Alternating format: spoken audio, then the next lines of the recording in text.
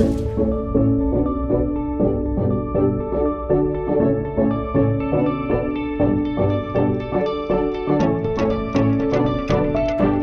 нарийн бовны мэрэгжлийг сонгосноор бидний өдөр тутамд хэрэгэлдэг гурилан бүтээгдэхүүнийг өөрийн гараар хийж уралхад суралцсан. Мөн энэ мэрэгжлийг сонгосноор ирээдүйд ч эрэлттэй байх болно.